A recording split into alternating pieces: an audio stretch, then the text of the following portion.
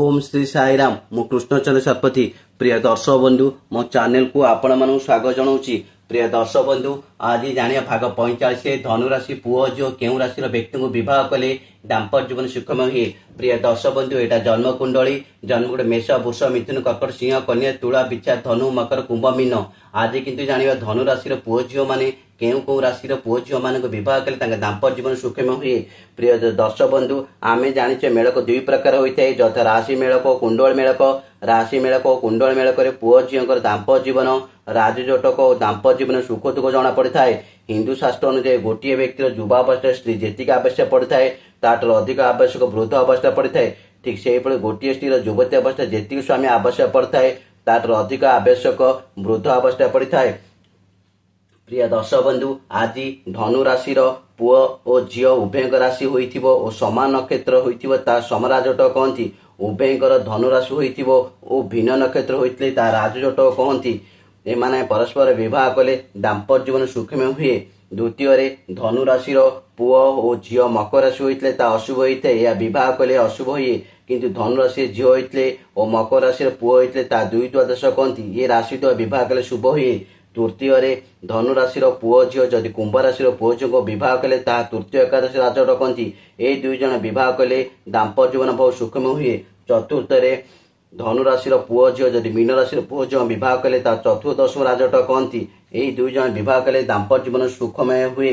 पंचम धनु राशि पुओ और मेष राशि झील होइतले ता विवाह होई परिबो नाही ता अरिष्ट व अशुभ कहती। किंतु मेष राशि पुओ होइतिबे और धनु राशि झील होइतले ता मित्र नव पंचम और शुभ होइथाय।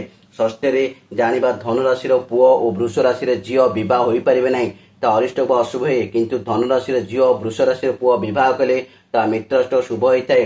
सप्तम जानिबा धनु राशि पुओ कर्कट राशि झील होइतले ता विवाह होई परिबो ता मित्रष्टक शुभ होइथाय। किंतु धनु राशि झील और कर्कट राशि पुओ होइतले ता विवाह होई परिबो नाही ता अरिष्ट व अशुभ कहते।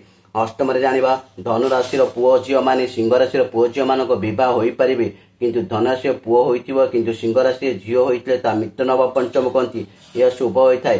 किंतु धनु राशि झील होइतले सिंह राशि पुओ होइतले ता अरिष्ट व अशुभ कहती। यह विवाह होई परिबो नाही। नवम धनु राशि पुओ झील और कन्या राशि पुओ झील मानक विवाह कले ता दशम चतुर्थ राजजोटक यह दाम्पत्य जीवन बहुत सुखमय हुए। दशम धनु राशि पुओ झील तुला राशि पुओ झील विवाह करें ता एकादश तृतीय राजजोट कहते। यह अत्यंत शुभ अटे।